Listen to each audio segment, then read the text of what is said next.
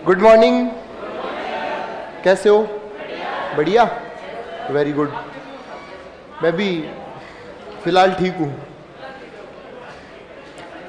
वो तो आप लोगों का प्यार खींच लाता है, बाकी वायरल 3-4 दिन तो रहता ही है। वायरल 3-4 दिन तो रहता ही है, तो चलो कोई नहीं, अब वो तीसरा दिन आज ही है। उम्मीद कर रहा हूँ कि तीसरा दिन ही अंतिम दिन होगा और आज बुखार को हम इस्तीफा दे देंगे। बुखार हमें इस्तीफा दे देगी। इधर बुखार खत्म नहीं हो रहा, इधर ये अकबर खत्म नहीं हो रहा है यार।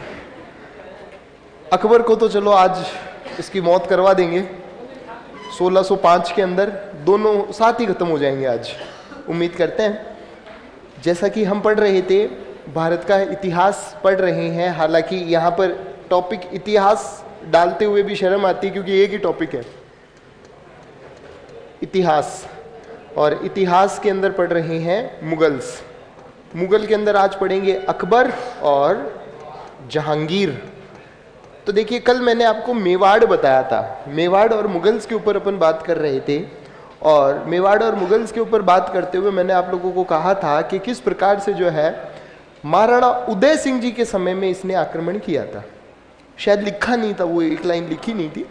महाराणा उदय सिंह जी के समय में इसने वक्त अटैक किया चित्तौड़गढ़ के ऊपर, और महाराणा उदय सिंह जी चले गए थे उदयपुर, और पीछे से जो नेतृत्व संभाला था वो संभाला था जयमल और फत्ता ने। यहाँ पर चित्तौड़ का तीसरा साका होता है। यहाँ पर कौन सा साका होता है? चित्तौड़ का तीसरा साका होता है, ठीक है। लेकिन मेवाड़ पूर्ण रूप से जो है ये नहीं, कुछ समय के लिए इसके पास में रहा, लेकिन पूर्ण रूप से ये नहीं जीत पाया था। तो लिख लीजिएगा, जो कल मैंने समझाया था उसको लिख लीजिएगा। 1567 में अकबर ने 1567 में अकबर ने चित्तौड़ पर हमला किया। चित्तौड़ पर हमला किया। इस समय मेवाड़ के महाराणा, इस समय मेवाड़ के महाराणा उदय सिंह जी थे। इस समय मेवाड़ के महाराणा उदय सिंह जी थे।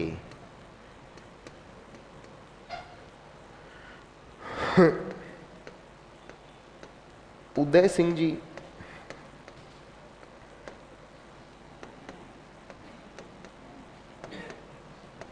आक्रमण के दौरान उदयपुर चले गए। उदय सिंह जी आक्रमण के दौरान उदयपुर चले गए।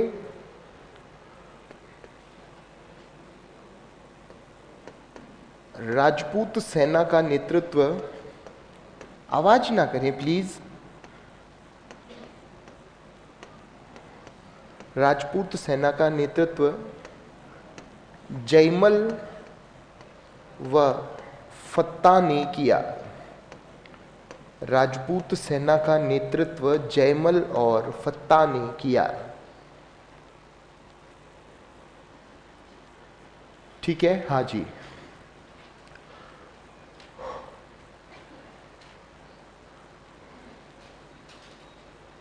ओके, ठीक है।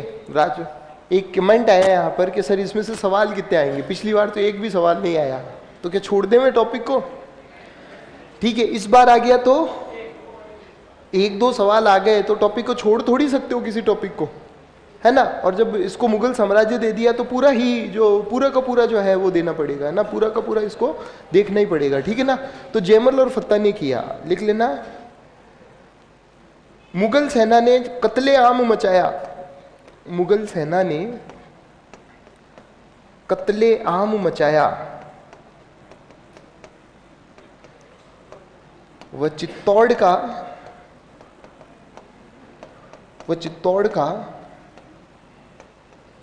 तीसरा साका हुआ। चित्तौड़ का तीसरा साका हुआ। मुगल सेना ने खूब जो है यहाँ पर कत्लेआम मचाया, और चित्तौड़ का जो है वो तीसरा साका हुआ था, ठीक है बेटा। वो तो लिखवाने की जरूरत नहीं है, फूल कवर के नेतृत्व में सागर, ठीक है, वो तो आप राजस्थान के अंदर लिखते हैं, ठीक है, लिखना। हालांकि मुगल पूर्णतः मेवाड़ अधीन नहीं कर पाए, हालांकि मुगल पूर्णतः मेवाड़ अधीन नहीं कर पाए।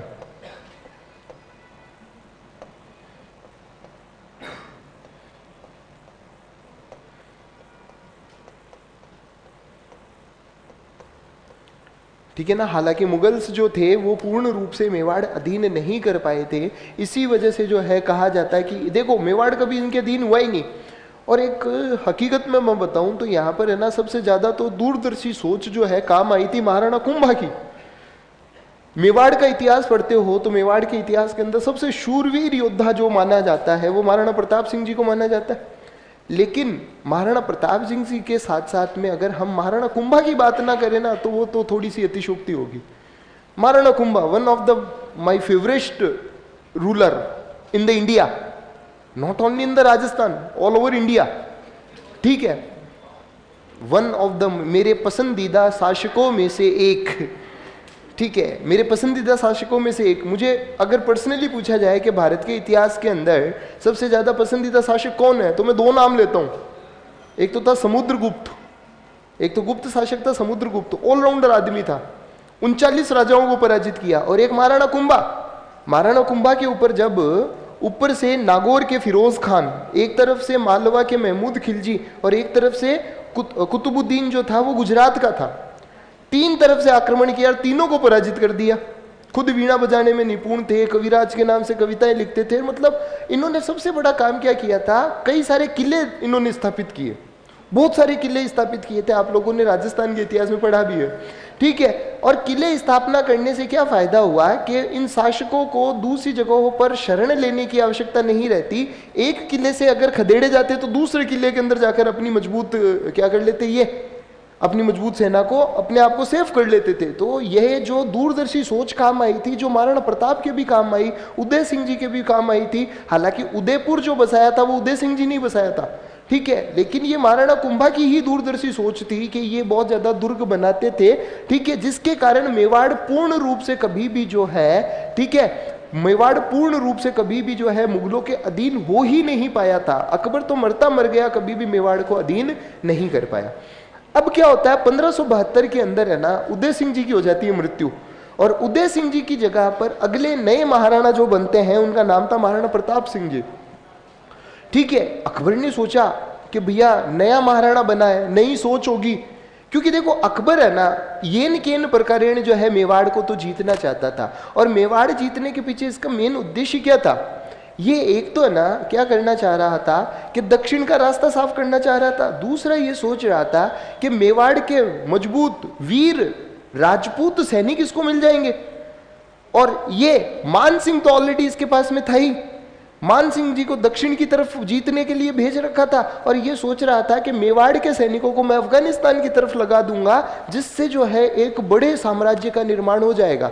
लेकिन इसकी पूरी की पूरी ताकत जो है वो कहां पर ही सीमित होकर रह गई, मेवाड़ के ऊपर सीमित होकर रह गई। पूरी की पूरी ताकत कहां पर सीमित होकर रह गई, इसकी मेवाड़ पर सीमित होकर रह गई। इसीलिए कुछ जो अत्यधिक लिबरल किस्म के इतिहासकार है ना, अत्यधिक लिबरल किस्म के इतिहासकार, वो ये तक कह देते हैं कि अकबर की अधीनता स्वीकार न करना महाराणा प्रताप जी की भूल थी। क्या क्यों, क्योंकि अगर महाराणा प्रताप जी अकबर की अधीनता स्वीकार कर लेते, ठीक है, तो अकबर को एक महान सेनापति प्राप्त हो जाता और अकबर जो है एक बड़े साम्राज्य का निर्माण कर देता। भारत की सीमाएं जो थी वो बहुत आगे तक चली जाती। अरे भैया लिबरलों को ये नहीं भूलना चाहिए कि भैया एक व्यक्ति अपने स्वाभिमान के लिए लड़ रहा है, अपना क्षेत्र किसी के अधीन करवाना है या ना करवाना है ये किसके ऊपर आश्रित रहता है, ये अपने ऊपर आश्रित रहता है। स्वाभिमान के साथ में जो है समझौता कभी भी मेवाड़ के महाराणाओं ने नहीं किया।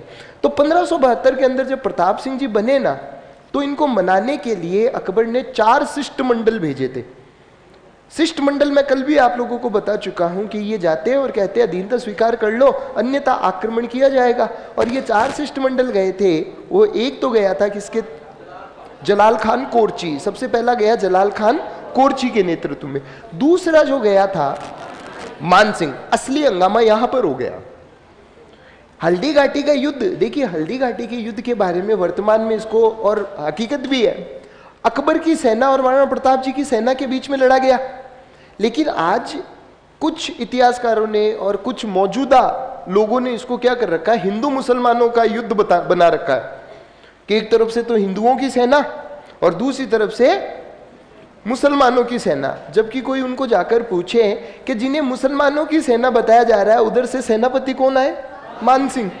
जिधर हिंदू की सेना बताया जा रहा है उधर से हरावल का नेतृत्व करने के लिए हाकम कानसूर आए थे।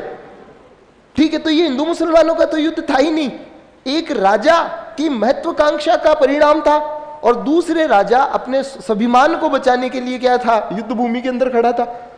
ठीक है, मान सिंह जब गए ना तो बताया जाता है कि महाराणा प्रताप जी ने तो मान सिंह जी से बात ही नहीं की और सीधा कहा कि तुम राजकुमार हो, तो इन्होंने अमर सिंह जी को भेज दिया। अमर सिंह जी से ही बातचीत हुई थी और बताया जाता है कि मान सिंह जी को उचित सम्मान नहीं दिया गया, उचित सम्मान नहीं दिया गया, इनके साथ में बैठकर खाना नहीं खाया गया। जब पूछा गया तो कहा गया कि जो महाराणा है वो तुम्हें निम्न कोटि का राजपूत समझते हैं क्योंकि तुमने अपने घर की बेटियां जो है मुगलों में पढ़ना दी।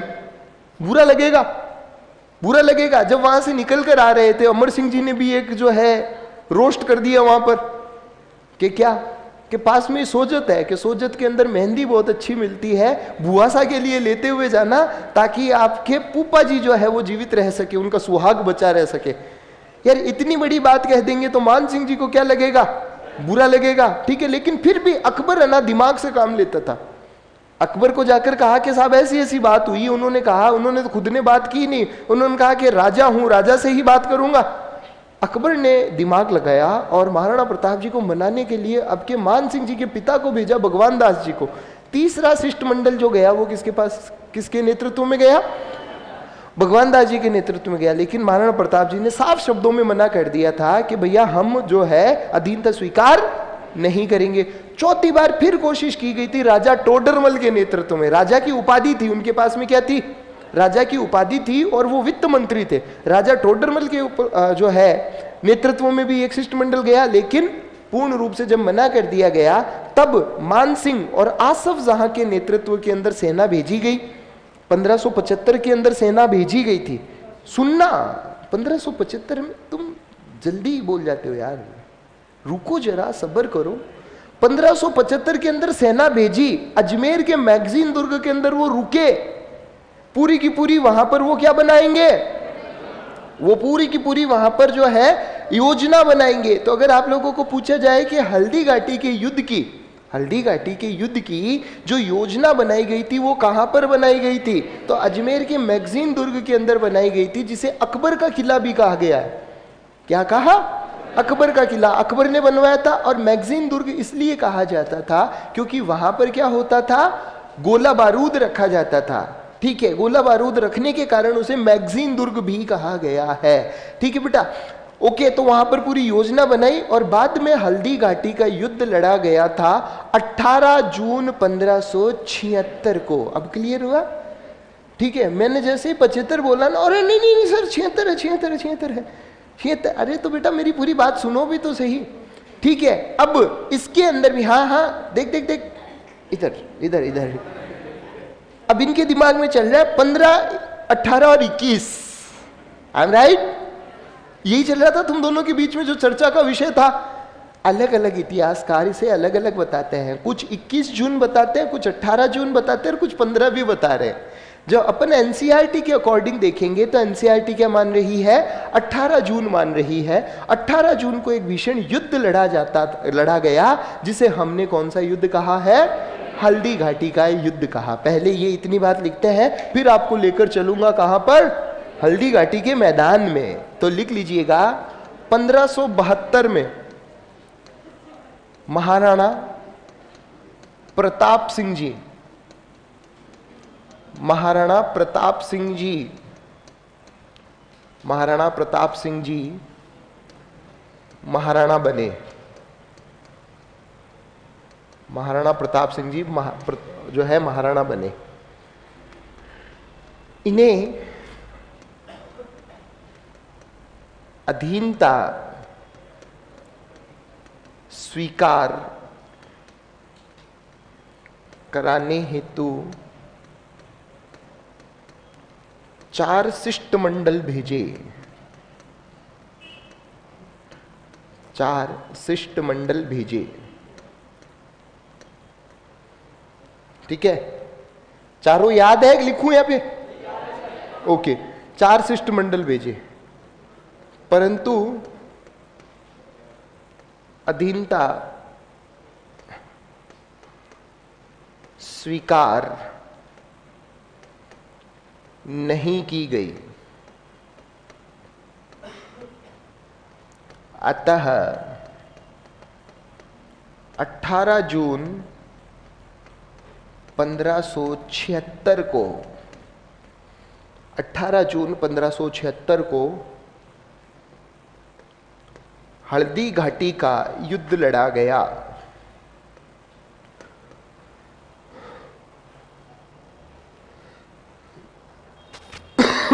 सॉरी, हल्दी घाटी का युद्ध लड़ा गया।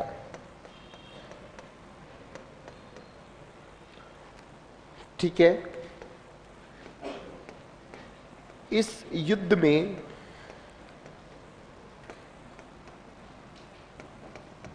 मुगलों की सेना का नेतृत्व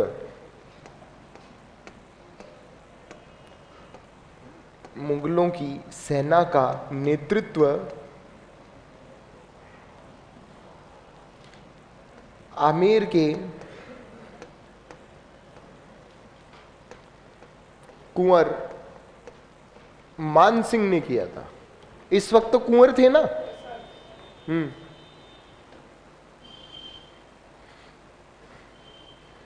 कुंवर मान सिंह ने किया था।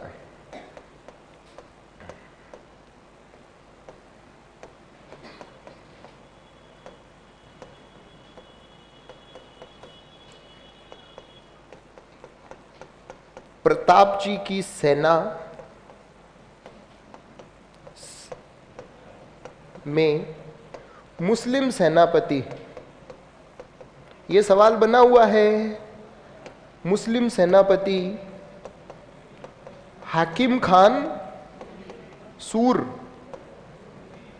हाँ सूरी लिख दो, आपको जो इच्छा हो, सूर भी लिख सकते हो, सूरी भी लिख सकते हो। हाकिम खान सूर ने लड़ाई की थी। ठीक है, अब देखो क्या हुआ कि मान सिंह जी हाथी पे बैठ के आए। मान सिंह जी हाथी के ऊपर बैठ कर आए।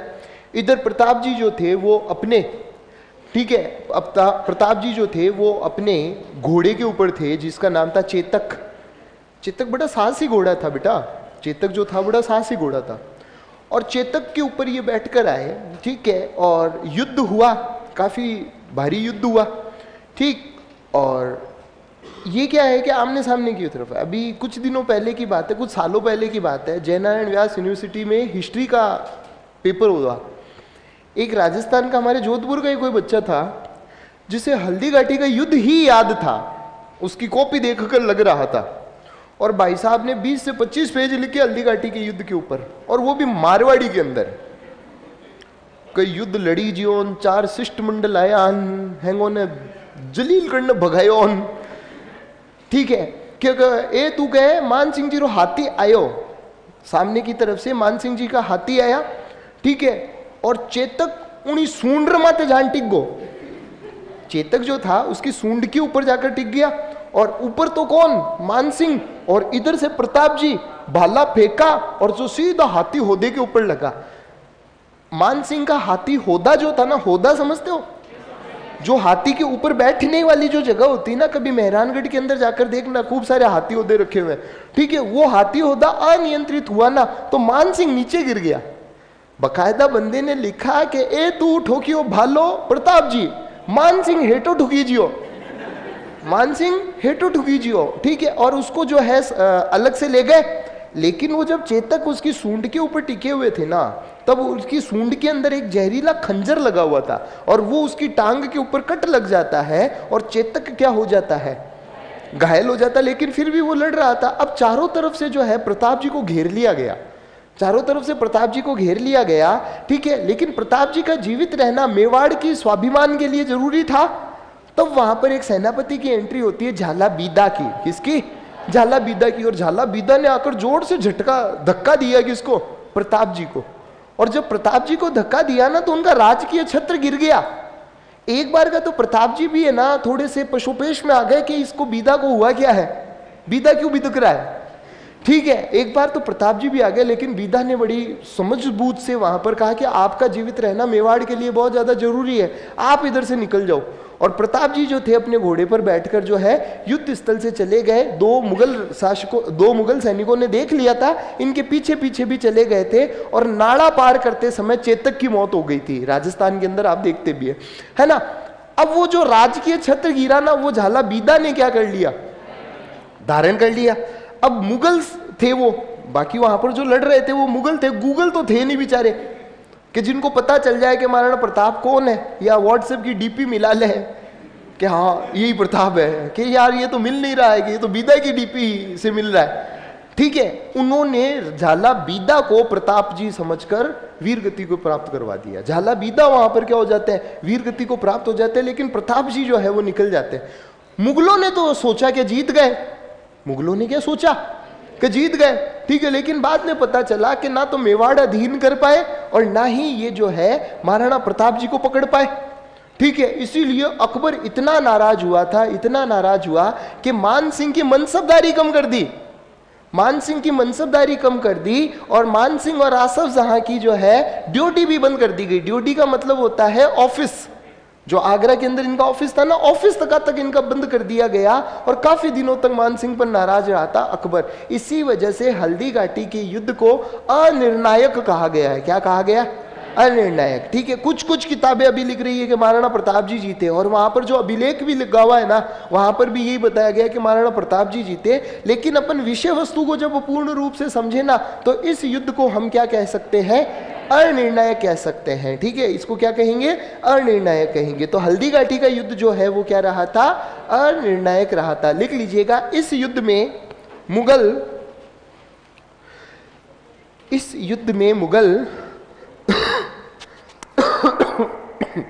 सॉरी, इस युद्ध में मुगल न तो मेवाड़ को अधीन कर पाए,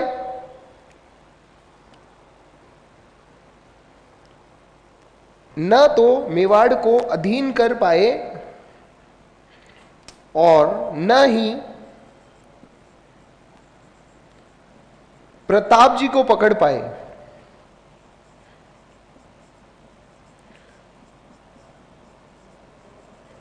अतः यह युद्ध अनिर्णायक रहा था। अतः ये युद्ध क्या रहा था? अनिर्णायक रहा। ठीक है, हालांकि देखो इस पे एग्जैक्टली कभी क्वेश्चन नहीं बना है कि कौन जीता कौन हारा, फिर भी हमको याद रखना है कि ये युद्ध क्या रहा था बेटा? अनिर्णायक रहा था। इसके अंतर्गत जो है कोई नहीं जीता, ना तो अकबर जीता और ना ही पूर्ण रूप से जो है मेवाड़ जीत पाया। ठीक है, ये युद्ध रहेगा अनिर्णायक। इसने बहुत कोशिश की, अकबर ने और भी कोशिश की। 1578 के अंदर जब अपन देखें तो कुंभलगढ़ का युद्ध लड़ा गया। 1582 के अंदर जो है दिवेर का युद्ध लड़ा गया, और दिवेर के युद्ध में तो काफी हद तक हम कह सकते हैं कि मेवाड़ जीता था, काफी हद तक। ठीक है, मतलब इसने कोशिश पूर्ण की, लेकिन ये मेवाड़ को अपने अधीन नहीं कर पाया था। तो लिख लेना, 1578 में कुंभलगढ़ का, 1578 में कुंभलगढ़ युद्ध हुआ। 1582 दिवेर का युद्ध हुआ। दिवेर का युद्ध हुआ पर अकबर मेवाड़ अधीन नहीं कर पाया।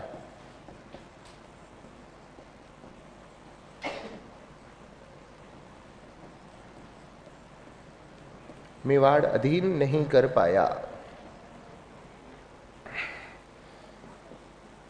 ओके, तो ये वाली बात होती है। मेवाड़ अकबर के जमाने में अधीन हुआ ही नहीं था। मेवाड़ जो है, ठीक है, ओके, मेवाड़ जो है वो कभी अधीन हुआ ही नहीं था। मेवाड़ मुगलों के अधीन हुआ था 1615 के अंदर, जहांगीर के काल में। इसके काल में, जहांगीर के काल में, जब अमर सिंह जी थे, महाराणा कौन थे? अमर सिंह जी, अमर सिंह जी थे महाराणा, और महाराणा अमर सिंह जी ने भी अधीनता स्वीकार की थी अपनी शर्तों पर। मेवाड़ एक ऐसी रियासत थी जिसने मुगलों की अधीनता अपनी शर्तों पर स्वीकार की थी, और वो शर्तें क्या थी कि एक तो कोई भी मेवाड़ की राजकुमारी मुगलों को ब्याही नहीं जाएगी, कोई मेवाड़ की राजकुमारी मुगलों को नहीं ब्याही जाएगी, ठीक है। दूसरा, मेवाड़ के महाराणा जो होंगे वो दरबारी नहीं बनेंगे, मेवाड़ का कुंवर जो है वो दरबारी बनेगा और उसको भी ऊंची मनसब दी जाएगी, ठीक है। तो मतलब कुछ शर्तों पर, खुद की शर्तों पर जो है जहांगीर के काल में अधीन हुआ था, अकबर तो कभी भी इसको अधीन कर ही नहीं पाया था। राजपूताना की दूसरी रियासतों को अधीन करने के उद्देश्य से इसने 1570 के अंदर एक नागौर दरबार सजाया था, उसके बारे में जरूर हम यहाँ पर एक लाइन लिखेंगे। इसने नागौर दरबार सजाया था जिसकी अध्यक्षता की थी आमेर के भारमल ने। किसने की थी?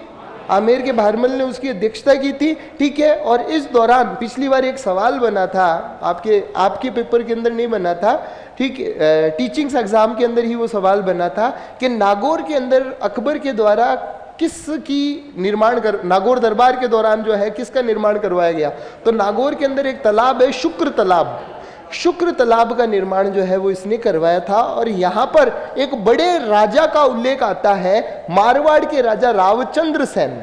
किसका उल्लेख आता है? मारवाड़ के राजा रावचंद्र सेन का उल्लेख आता है। और नागौर दरबार के दौरान रावचंद्र सेन जी जो है अधीनता स्वीकार न करने का कहकर वहां से निकल गए, लेकिन रावचंद्र सेन के बड़े भाई थे मोटा राजा उदय सिंह।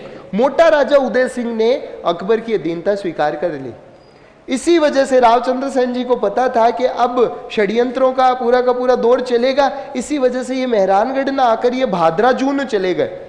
इन्होंने अकबर की अधीनता स्वीकार करने की बजाय जंगलों के अंदर रहना स्वीकार कर लिया, ठीक है, लेकिन अकबर की अधीनता स्वीकार नहीं की थी। इसी वजह से मारवाड़ का महाराणा प्रताप जो कहा जाता है वो किसे कहा जाता है? रावचंद्र सेन को कहा जाता है। तो लिख लीजिएगा 1570 में अकबर ने नागौर दरबार सजाया। नागौर दरबार सजाया तथा इसकी अध्यक्षता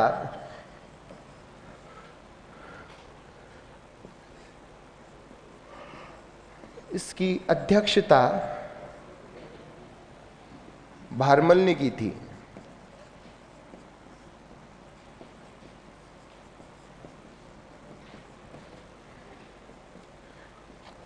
कई राजपूत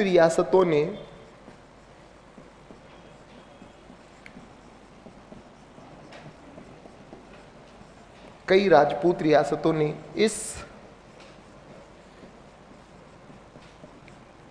दरबार के दौरान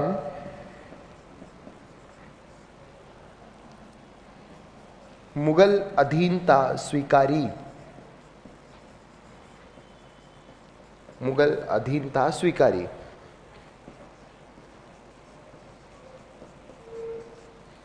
मुगल अधीनता स्वीकारी।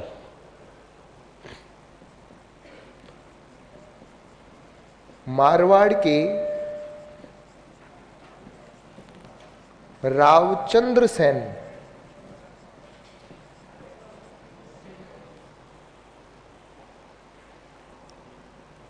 मारवाड़ के रावचंद्र सेन जिन्हें एक लिख लेना, एक तो उपाधि दी गई है भूला बिसरा शासक।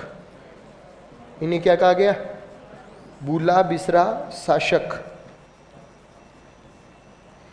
एक लिख लेना मारवाड़ का प्रताप।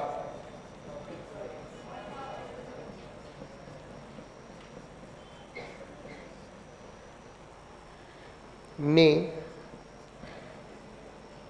अधीनता नहीं स्वीकारी, ने अधीनता स्वीकार नहीं की। ये निरंतर कौन बोले जा रहा है आज?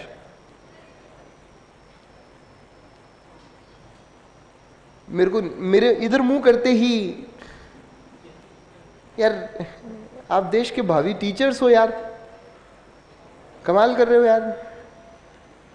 ठीक है, आप राजस्थान, कुछ लोगों ने तो पढ़ी है, महर्षि दयानंद सरस्वती जी के बारे में पढ़ा?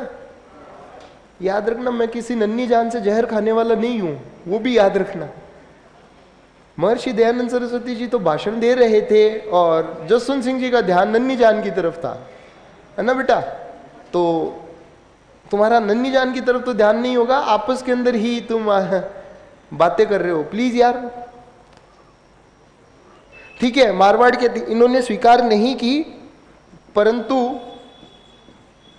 मोटा राजा उदय सिंह, मोटा राजा उदय सिंह जी ने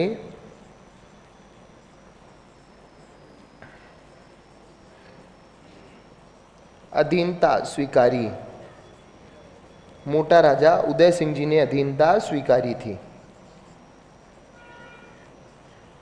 ओके माय डियर, मोटा राजा उदय सिंह जी ने जो है वो अधीनता स्वीकार ली थी। तो ये वाली बात आती है, सर जी अब्दुल रहीम खान ने खाना बेराम खान का ही बेटा था क्या? हाँ वही था, बताया था ना मैंने, वही था, कोई दिक्कत वाली बात नहीं। तो इसने जो है मोटा राजा उदय सिंह ने अधीनता स्वीकार कर ली थी। मोटा राजा की उपाधि है, मोटा राजा की क्या है? उपाधि है। अब कई कह देते हैं कि मोटा था, मोटा तो था, इसमें तो कोई दो राय नहीं है। अब राजा ही मोटे नहीं होंगे तो क्या कोई प्रजा छोटी मोटी थोड़ी होगी? राजा मोटे ही होते थे, खाने पीने का खूब मिलता था, है ना? मोटा राजा की उपाधि इसलिए थी क्योंकि पहले छोटा भाई रावचंद्र सेन जो थे वो मालदेव के छठे बेटे थे। पहले छोटा भाई जब शासक बन चुका था, तो जब बाद में ये शासक बने तो इनके पास में कौन सी उपाधि थी? मोटा राजा की उपाधि थी। कई जने बता देते हैं कि ये थोड़ा सा मोटा था, मोटा राजा उदय सिंह। नहीं, मोटा राजा की क्या है इनके पास में? उपाधि है। ये हो गया पक्का? ठीक है, तो ये सारी बात आती है इसकी, नागौर दरबार वगैरह की वो मैंने बात बता दी। नेक्स्ट लिख लेना अन्य विजय। अन्य विजय, मेवाड़ और वो सारा बात हो गया अपना अन्य विजय। अब इसने क्या किया था देखना, सुन लो। ठीक है, मुझे नहीं पता बेटा सर रीड से पहले कितने दिन का अवकाश रहेगा, please reply sir, please sir. मुझे नहीं पता, मुझे मत पूछो ना, नहीं पता, कसम से नहीं पता मुझे। 26 तो हम तो ये मान के चल रहे हैं कि जो 3rd ग्रेड वाले ऑलरेडी पात्रता वाला सर्टिफिकेट लिए बैठे। ठीक है, मैं तो ये मान के चल रहा हूं। तो मारवाड़ी में कहावत है कि कुलड़ी में घी न कुत्ती ने घी। अपन कहीं करनो रीट उठे तो 3rd ग्रेड आड़ो यार। कौन देगा रीट का एग्जाम? अल्लाह तो हैंगिस दे ही। ठीक है, दो तीन जनों ने तो दो हाथ खड़े किए हैं। ठीक है, अच्छा हाँ, वो दो देंगे ना, लेवल 1 और लेवल 2। चलो हो, अचानक से तुम्हें जोश आता है, सुबह सुबह भांग की पूड़ियां खा के आते हो कि क्या? कमाल करते हो यार तुम। चलो कोई बात नहीं, जो भी तुम्हारी अवकाश की सूचना होगी वो तुम्हें बता दिया जाएगा। तुम अभी ध्यान दो, ठीक है? तुम अभी ध्यान दो इसके ऊपर, ठीक है? बाकी छोड़ो ना यार, मेरे को तुम इधर उधर ले जाते हो यार। हाँ, डाइवर्ट कर देते हो। मैं क्या कह रहा था रे? अन्य विजय। हाँ देखो, एक्चुअली क्या था जी सर,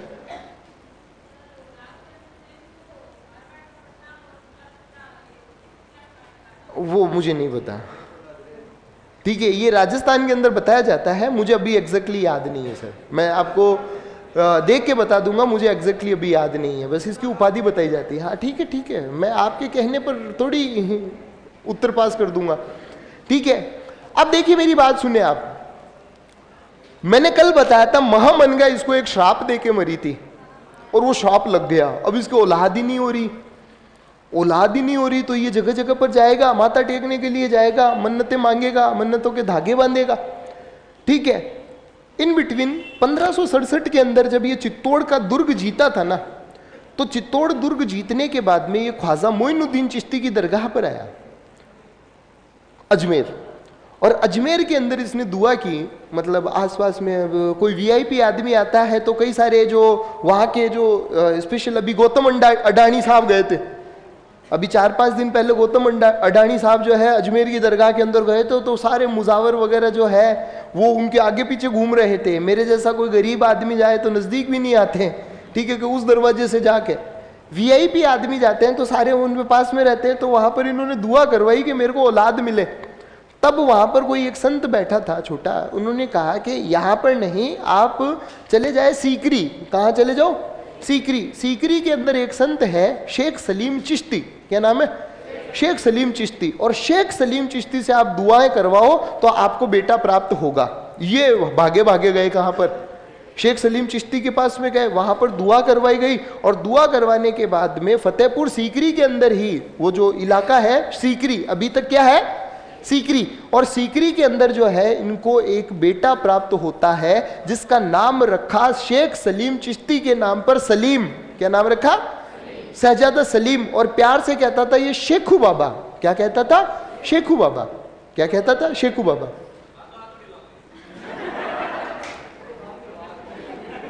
देखो एक ठीक है, ये अपना बैच एसएससी जीडी कांस्टेबल वो वाला बैच तो है नहीं। ये अभी तक आप उसी याद में बैठे हो कि हम फालतू के सवाल कर ले में। तो प्लीज ना बी स्पेसिफिक। और देखो जैसे यहाँ पर बच्चों को भी दिक्कत हो रही है कि सर टॉपिक पर आ जाओ, तो मैं टॉपिक से हटा ही नहीं।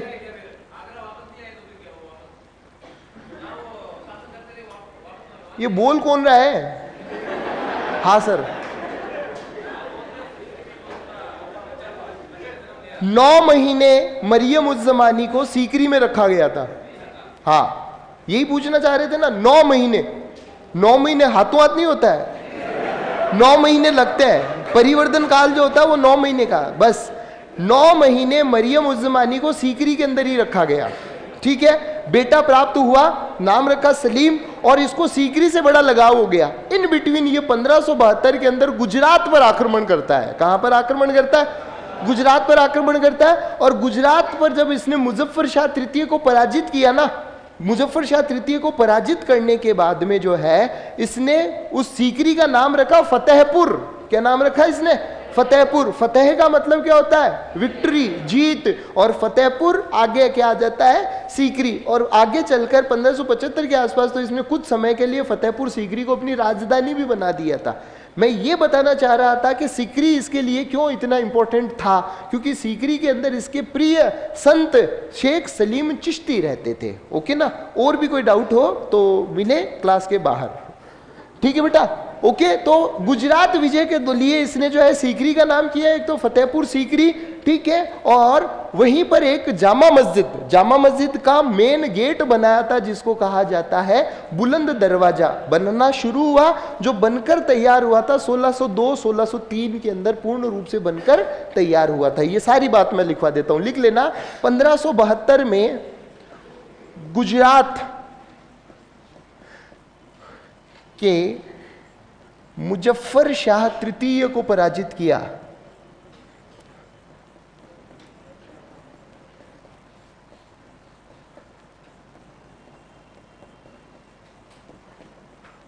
मुजफ्फर शाह तृतीय को पराजित किया तथा गुजरात विजय के उपलक्ष्य में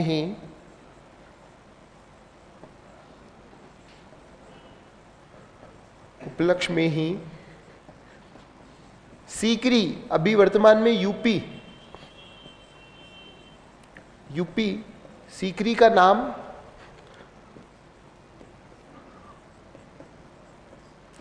फतेहपुर सीकरी किया। फतेहपुर सीकरी किया। वह यहां बुलंद दरवाजे का निर्माण करवाया।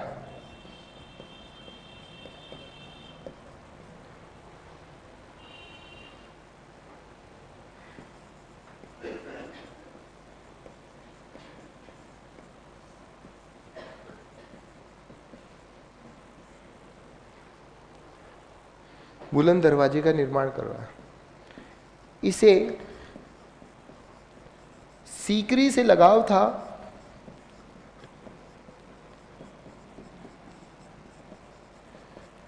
क्योंकि यहां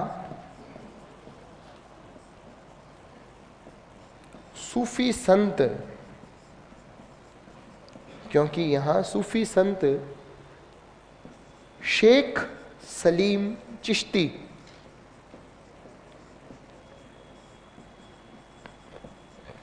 शेख सलीम चिश्ती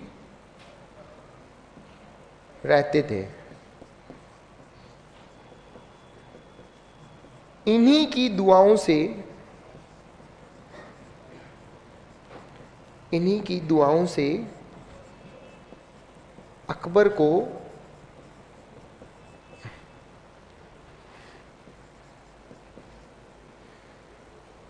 एक पुत्र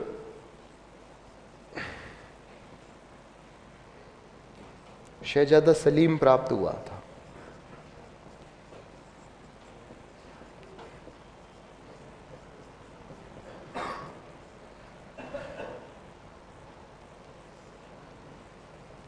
ठीक है, अब देखना, लिखते भी रहना, सुनते भी रहना। सवाल कहां कहां से बनेगा? बुलंद दरवाजे का निर्माण क्यों करवाया? गुजरात विजय के उपलक्ष्य में करवाया।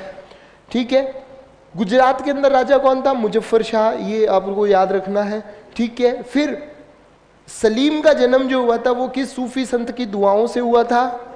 शेख सलीम चिश्ती की दुआओं से हुआ था। शेख सलीम चिश्ती कहाँ पर रहते थे? सीकरी के अंदर रहते थे, और उसी के कारण इसने नाम जो है वो क्या किया था? फतेहपुर सीकरी किया था। ओके ना, तो ये याद रखना है। बुलंद दरवाजे का निर्माण इसने शुरू करवाया, पूर्ण रूप से बनकर ये तैयार 1602-3 के अंदर हुआ था। ठीक है, बनकर तैयार बाद में होगा। अभी इसने क्या, बुलंद का मतलब होता है एक विशाल, बुलंद का मतलब क्या होता है? विशाल। और बहुत बड़ा सा दरवाजा जो है इसने निर्मित करवाया था। ओके बेटा, ठीक है, तो ये बात आती है। सॉरी, हो गया जी। फिर लिख लेना 1574-75 में बंगाल, 1582 में काबुल, 1586 में कश्मीर,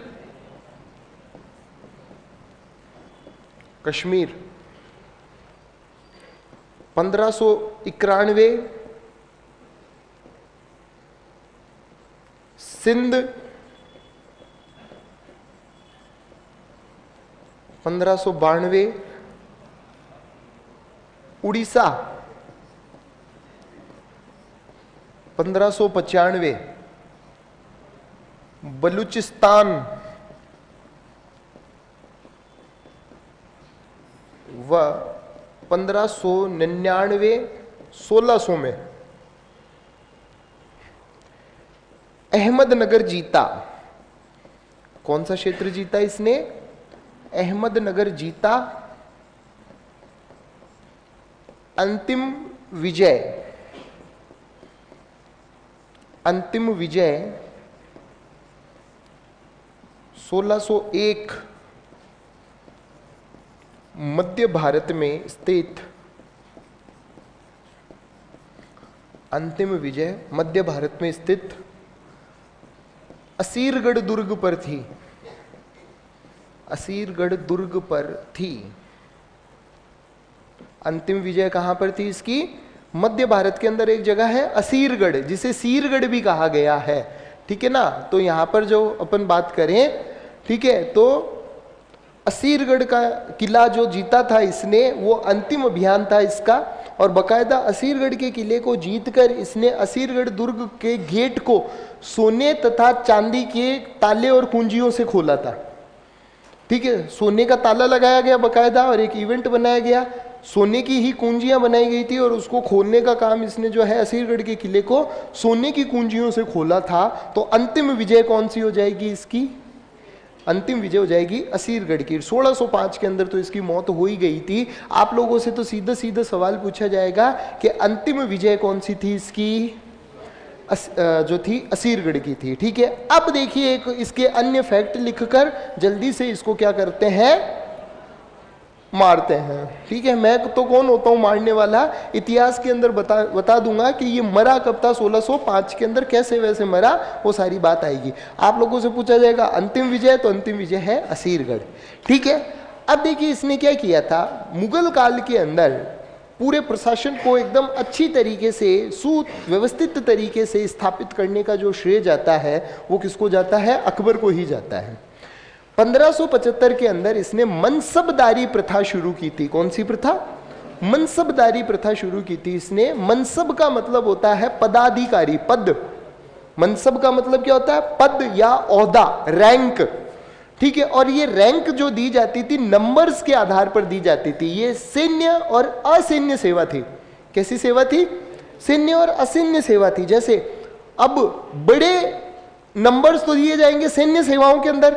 जैसे भैया को दी गई है 5000 की मनसब। कितने हजार की? 5000 की मनसब दी गई है। तो 5000 की मनसब का मतलब क्या है कि ये अपने साथ में 5000 जात और सवार रख सकता है। जात और सवार का मतलब है, जात का मतलब तो है पैदल सैनिक, और सवार का मतलब क्या है?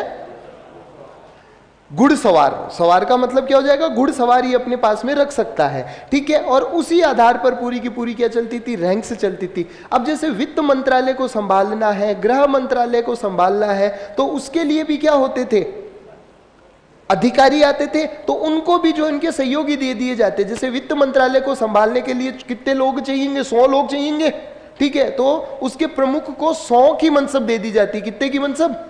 100 की, 200 की, 300 की, 400 की मनसब दे दी जाती थी। तो वो अधिकारी करेंगे। तो इस हिसाब से ये कैसी सेवा थी? ये एक सैन्य और असैन्य सेवा थी। और इसको भारत में शुरू करने का जो श्रेय जाता है वो किसको जाता है?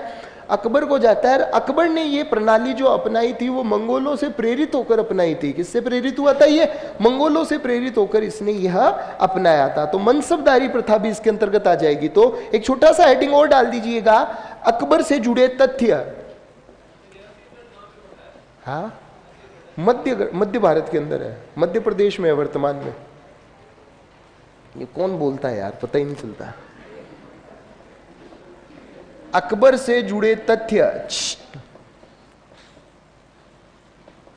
मैं महामनगा की तरह शाप दे दूंगा, लागे को नहीं। ले मत लीजो कदी। क्या कह रहे हो? सीख ही जाना पड़ेगा। चलो कोई बात नहीं, ठीक है। अकबर से जुड़े तथ्य लिखना। 1575 में अकबर ने मंगोलों से प्रेरित होकर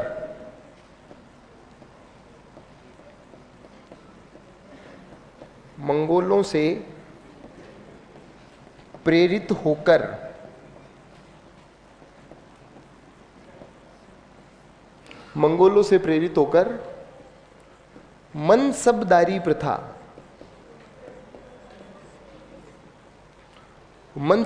प्रथा शुरू की।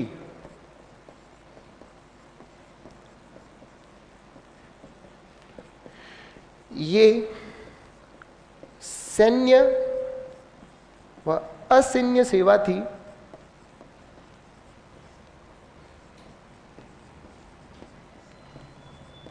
जो दशमलव प्रणाली पर आधारित थी।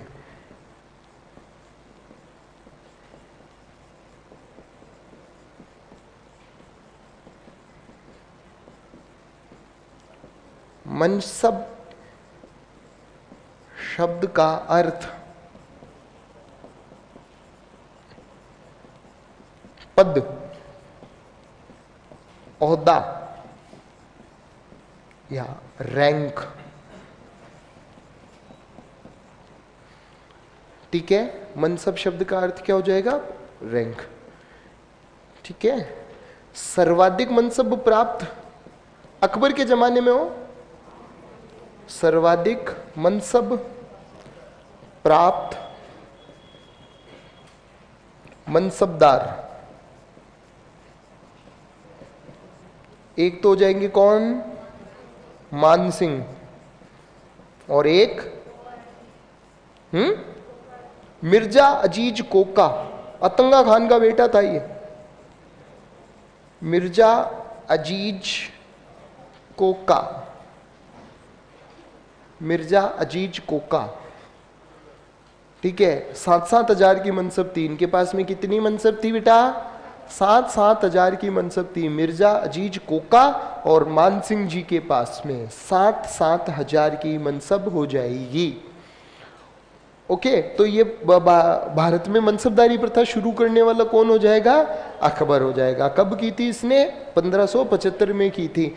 ठीक है, मंगोलों से प्रेरित होकर की थी। ये वाली बात यहाँ पर आती है। अब इससे संबंधित एक और बात आती है। 1575 के बाद में इसके कई सारे काम देखने को मिले थे। 1575 के अंदर इसने फतेहपुर सीकरी के अंदर इबादत खाने का निर्माण करवाया था। ये सवाल कई कई बार बना है। अब इबादत खाना होता क्या है?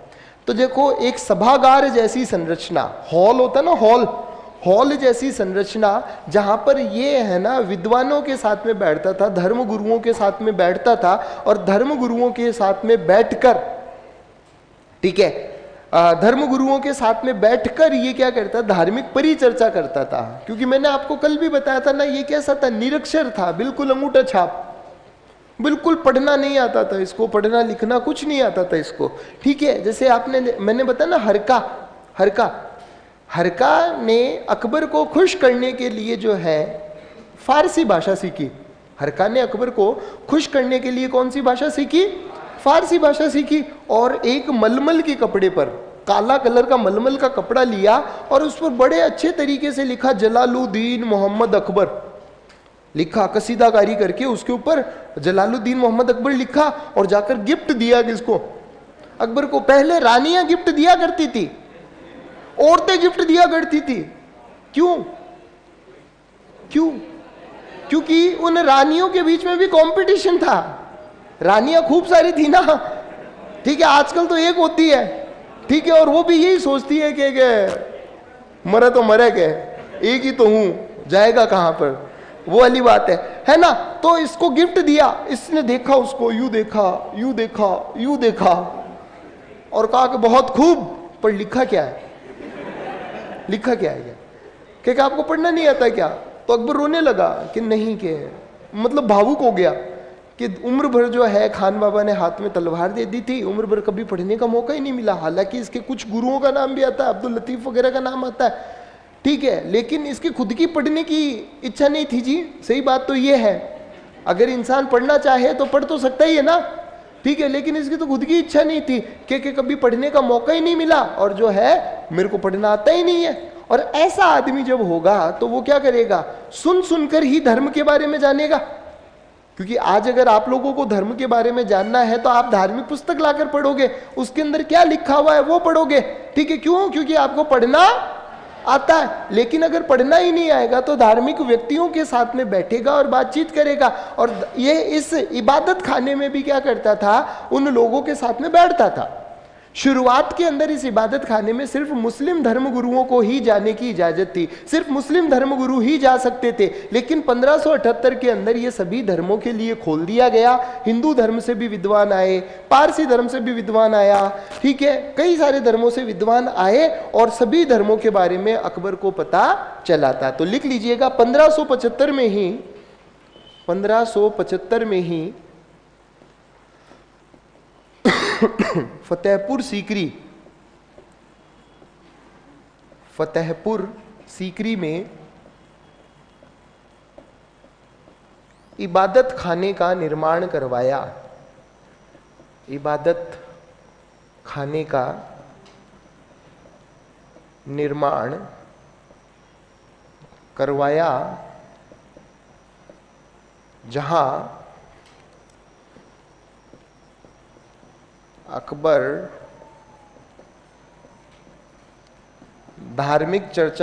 धार्मिक परिचर्चा करता था।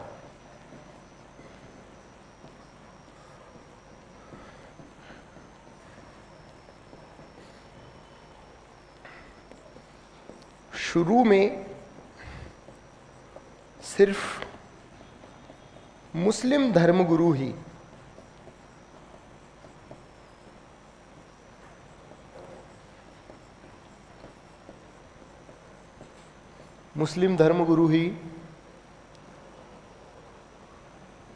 प्रवेश कर सकते थे।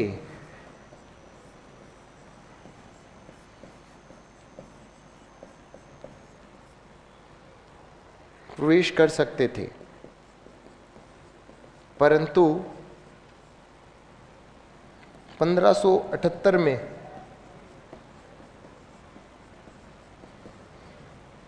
सबके लिए खोला। ठीक है, अब देखिए, आप लोगों से अक्सर सवाल पूछ लिया जाता है, ठीक है, अक्सर सवाल पूछ लिया जाता है कि बेटा कि कौन से धर्म से कौन कौन गया था, हिंदू धर्म से कौन गया, पारसी धर्म से कौन गया, सिख धर्म से कोई नहीं गया था, सिख धर्म के धर्मगुरु से मिलने के लिए तो खुद गया था। ठीक है, तो आप यहां पर देखना कौन से धर्म से कौन कौन गया था। तो देखो, हिंदू धर्म से तो गए थे पुरुषोत्तम और देवी। हिंदू धर्म से कौन गए थे? पुरुषोत्तम और देवी। ठीक है, अब देखो कई कई जो है ना राजस्थान के अंदर बताते हैं कि दादू दयाल जी भी मुलाकात हुई थी। दादू दयाल जी की मुलाकात हुई थी 1585 के अंदर। कब हुई थी? 1585 में। और तब तक की जो है इबादत खाना बंद कर दिया गया था। ठीक है, तो इबादत खाने के अंदर नहीं, यूं ही मुलाकात हुई थी अकबर की। हिंदू धर्म से इबादत खाने के अंदर कौन गया? पुरुषोत्तम और देवी। पारसी धर्म से गए थे दस्तूर मेहर जी। पारसी धर्म से कौन गए? दस्तूर मेहर जी। ईसाई धर्म से गए थे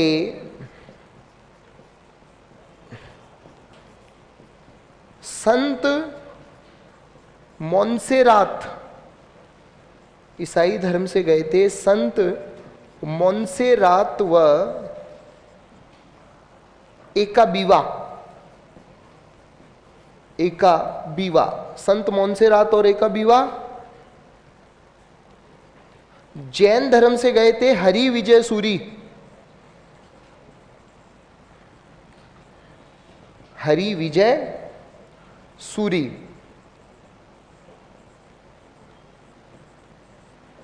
ये लोग गए थे, अलग अलग लोग गए थे। ठीक है, और सबसे जो है इसने सभी धर्मों के बारे में जाना, सभी धर्मों के बारे में जाना, सभी धर्मों की जो जो बातें इसको अच्छी लगी ना, उन सभी को मिलाकर ये क्या करना चाहता था? इन सभी को मिलाकर ये क्या करना चाहता था? एक नया धर्म चलाना चाहता था। ठीक है, सिख धर्म से भी ये काफी प्रभावित था। और सिख धर्म गुरु जो थे ना, उस वक्त गुरु हुआ करते थे, जीवित हुआ करते थे। ठीक है, और इसके समकालीन दो गुरु रहे हैं। एक तो सिखों के तीसरे गुरु, समकालीन तो वैसे कर देखे तो 3 गुरु रहे। एक तो सिखों के तीसरे गुरु थे अमरदास जी। क्या नाम था? अमरदास जी। अमरदास जी का जो टाइम पीरियड देखने को मिलता है 1552 से लेकर 1574 तक देखने को मिलता है। और अमरदास जी का प्रमुख केंद्र था मखोवल। कौन सा क्षेत्र था? मखोवल। अब देखिएगा, आपने देखा होगा सिख धर्म के लोग जो है ना, वो बड़े उदार प्रवृत्ति के होते हैं, लोगों को खिलाने वाले। लंगर, एक वर्ड आता है लंगर। गुरुद्वारों के अंदर दोनों वक्त लंगर लगता है। ठीक है, और मैंने अभी तक अपने जीवन काल के अंदर, जो भी मेरी आयु है, बताऊंगा नहीं, ठीक है, जो भी मेरी आयु है, मैंने उस आयु के अंदर कभी भी किसी सिख को भीख मांगते हुए नहीं देखा। अल्लाह के नाम पर मांगने वाले सैकड़ों मिल जाएंगे, 1000 मिल जाएंगे। और मार्च के महीने के अंदर तो खूब निकल कर आएंगे कि रमजान का महीना आने वाला है ना। ठीक है, तो कई जने नए नए भिखारी बन जाएंगे। 11 महीने वो भिखारी नहीं होते हैं, 1 महीने भिखारी होते हैं वो। ठीक है, कहने का मतलब जो है काफी अल्लाह के नाम पर मांगने वाले मिल जाएंगे, भगवान के नाम पर मांगने वाले मिल जाएंगे। ठीक है, लेकिन वाहे गुरु दे नाम विच मांगता हुआ मैंने किसी को नहीं देखा। क्यों नहीं देखा? क्योंकि इनके अंदर पूरा का पूरा फॉर्मेशन ही इस प्रकार से है। पूरा का पूरा फॉर्मेशन ही इसी प्रकार से। बंदा मांगता कब है? जब भूख लगती है तब, या रहने की जगह नहीं होती है तब। अगर किसी सिख की हालत इतनी खराब हो गई है तो ये क्या कहते हैं कि आप गुरुद्वारे के अंदर चले जाओ, दोनों वक्त का खाना मिलेगा, वहां पर सेवा करो और वहीं पर रहो। ठीक है, लेकिन बाहर किसी के सामने हाथ मत फैलाओ। और इन्होंने एक प्रथा शुरू की थी, गुरु नानक देव जी ने, लंगर प्रथा। लंगर प्रथा क्या होती है? सामूहिक भोज। क्या होती है? सामूहिक भोज। और उसको स्थायी करने का श्रेय जाता अमरदास जी को। स्थायी करने का मतलब क्या था कि अगर कोई भी गुरु जी से मिलेगा ना, तो सबसे पहले उसको लंगर चखना पड़ेगा। लंगर चखे बिना वो गुरु से नहीं मिल सकता।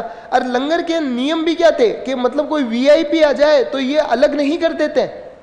ठीक है, अलग नहीं करते हैं, वो भी सबके बीच में बैठेगा, पंगत के अंदर बैठेगा, सबके बराबर बैठेगा, लंगर चखेगा, फिर ही गुरु से मिल पाएगा। यूं नहीं है कि यार कोई वीआईपी आया तो उसके लिए टेबल कुर्सी लगा दो, उसके लिए मलाई राजभोग अलग आ रहे हैं, काजू कतलियां अलग आ रही है। नहीं, अपने गांवों वगैरह के अंदर भंडारे होते हैं ना, भंडारे के अंदर तो कभी ना कभी खाया ही होगा, खाया भंडारा। देखो कईयों के चेहरे पर मुस्कुराहट आ गई, बड़ी अजीब सी मुस्कुराहट आई। भंडारे के अंदर आपने देखा हो एक जैसा भोजन बनता है, ठीक है, रायता बनता है, एकदम झन्नाटेदार रायता, जिसको पीकर कई बरसों की कब्जी खुल जाए, है ना, झन्नाटेदार रायता बनता है। रायते वाले को आके आते हुए देख कर ही है ना वो रायता पी लेते हैं ताकि और डलवा सके। सारे एक जैसे बैठे होते हैं, एक जैसा भोजन करते हैं, ठीक है, तो उसके अंदर एक अपनेपन का भाव आता है, समानता का भाव आता है। तो ये है ना, अकबर अमरदास जी से मिलने के लिए जब गया तो इसने जमीन पर बैठकर पहले लंगर चखा, फिर गुरु जी से मिल पाया। अब आप खुद सोचो, वक्त का बादशाह है, वक्त का बादशाह है, और जाकर ये पहले लंगर खाता है, फिर अमरदास जी से मिला, अमरदास जी से काफी प्रभावित था। फिर चौथे गुरु हुए थे रामदास जी। क्या नाम था? रामदास जी। और रामदास जी जो थे ना, गुरु रामदास जी, गुरु रामदास जी से भी ये काफी प्रभावित था, और गुरु जी को इसने 500 बीघा जमीन दान की। कितनी? 500 बीघा जमीन दान की थी पंजाब वाले क्षेत्र के अंदर, जहां पर एक शहर बसाया गया है रामदासपुर, जिसका वर्तमान नाम है अमृतसर। कौन सा नाम है? अमृतसर। यानी सिखों से भी इसके संबंध जो थे वो क्या थे? अच्छे थे। तो लिख लीजिएगा, अकबर के संबंध सिखों से अच्छे थे। अकबर के संबंध सिखों से भी अच्छे थे।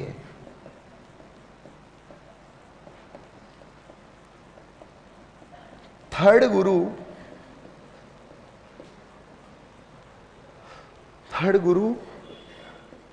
गुरु अमरदास जी से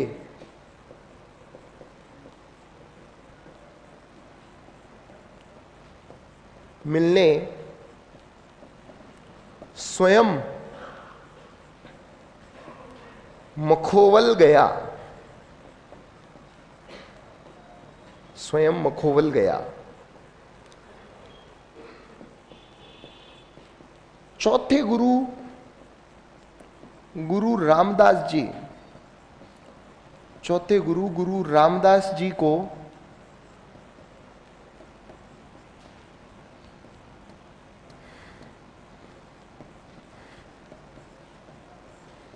पंजाब क्षेत्र में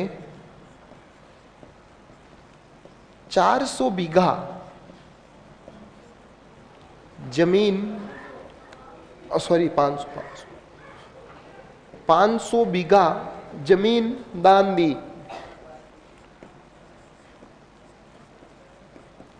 दी, जहां अमृतसर पुराना नाम हो जाएगा रामदासपुर। अमृतसर का पुराना नाम क्या है? रामदासपुर।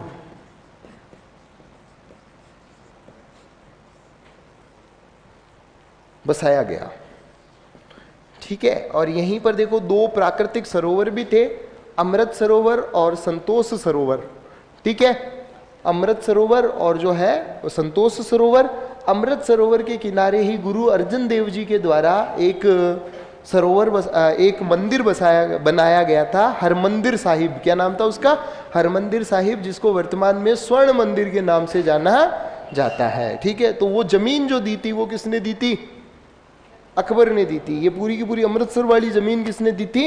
अकबर ने ही दी थी। अब देखना, समझना मेरी बात को। इसने क्या किया कि सभी धर्मों के बारे में जाना, सभी धर्मों के बारे में जाना, बादशाह था। तो अब ये अपने आप को ही क्या समझने लग गया था? देवता। अपने आप को ही क्या समझने लग गया? देवता समझने लग गया। जब अपने आप को देवता समझेगा तो ये एक सिद्धांत जो बलबन ने अपनाया था ना, देवीय राजत्व सिद्धांत, नियबत ए खुदाई, इसने अपनाया। और इसने एक उपाधि धारण की थी जिसका नाम था, इसने एक उपाधि धारण की थी जिसका नाम था जिल्ले इलाही। कौन सी उपाधि ली इसने? जिल्ले इलाही की उपाधि ली। जिल्ले इलाही का मतलब होता है ईश्वर का प्रतिबिंब। जिल्ले इलाही का मतलब क्या होता है? ईश्वर का प्रतिबिंब, यानी ये अपने आप को किसका प्रतिबिंब मानता था? ईश्वर का प्रतिबिंब मानता था अपने आप को ये। और जब अपने आप को ईश्वर का प्रतिबिंब मानने लग गया तो इसने दो परंपराएं, पारसी परंपराएं होती थी, सिजदा व पाइबोस। कौन सी? सिजदा व पाइबोस। ये अभी है ना, सवाल भी बना था, वो एक कोई पेपर हुआ था, मुझे को एग्जैक्टली याद नहीं, कि सिजदा व पाइबोस मध्य भारत के अंदर, मध्यकालीन भारत के अंदर शुरू करने वाला पहला शासक कौन था? तो मध्यकालीन भारत में शुरू करने वाला पहला तो हो जाएगा बलबन। कौन होगा? बलबन। लेकिन मुगल काल के अंदर सिजदा व पाइबोस शुरू करने वाला कौन था? अकबर। अब देखो सिजदा व पाइबोस क्या होता है ये भी तो अपन को पता होना चाहिए ना। ठीक है, सिजदा व पाइबोस दोनों परंपराएं गैर इस्लामी परंपराएं हैं। ठीक है ना, ये कैसी परंपराएं हैं? गैर इस्लामी परंपराएं हैं। इस्लाम इसकी इजाजत नहीं देता। अब देखना सिजदा व पाइबोस क्या है। जैसे ये पूरा का पूरा दरबार है, ये क्या है? पूरा का पूरा दरबार है। ठीक है, और यहां पर सिंहासन के ऊपर कौन बैठा है? सिंहासन पर बैठा है बादशाह। कौन बैठा है? बादशाह। इजाजत हो तो मैं बैठ जाऊं? ठीक है, अब यहां पर बैठा बादशाह। ठीक है, सुनना मेरी बात। कोई भी दरबारी आएगा, ये जगह खाली है, ठीक है, ये पूरी की पूरी जगह खाली है, तो दरबारी आकर बादशाह को सजदा करेगा। बादशाह को क्या करेगा? सजदा करेगा। सजदे का मतलब होता है, कभी किसी को नमाज पढ़ते हुए देखा होगा, कभी किसी को नमाज पढ़ते हुए देखा होगा, तो वो जमीन पर पेट और घुटनों के बल लेटकर जमीन पर अपनी नाक और ललाट रखता है। जमीन के ऊपर नाक और ललाट रखता है, इसको कहते हैं सजदा, यानी बादशाह को सजदा। अब ये गैर इस्लामी परंपरा क्यों हुई? इस्लाम धर्म कहता है कि अल्लाह के सिवा किसी को भी सजदा जायज नहीं है, किसी और को सजदा करना हराम है, कुफ्र है। यानी अल्लाह के सिवा किसी और को सजदा नहीं हो सकता। लेकिन यहां पर तो किसको सजदा हो रहा है? बादशाह को सजदा हो रहा है। उसने किया सजदा, तो ये क्या करता? अपना पैर आगे कर देता।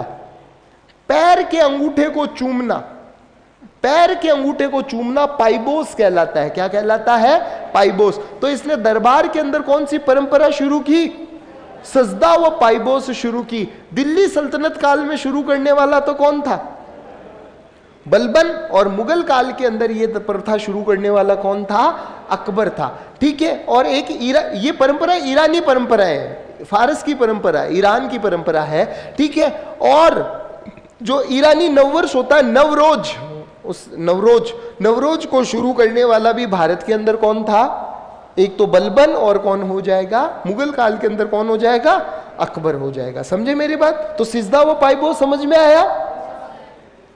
मध्यकालीन के अंदर तो किसने किया? बलबन ने। और मुगल काल के अंदर किसने किया था? अकबर ने। तो लिख लीजिएगा, अकबर ने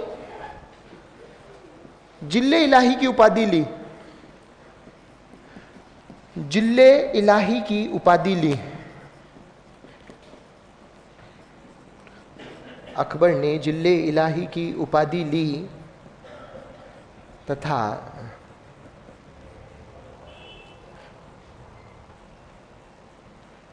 मुगल दरबार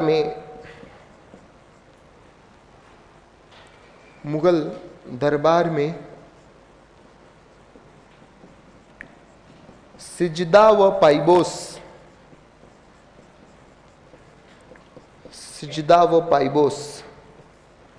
ईरानी परंपरा शुरू की। ईरानी परंपरा शुरू की।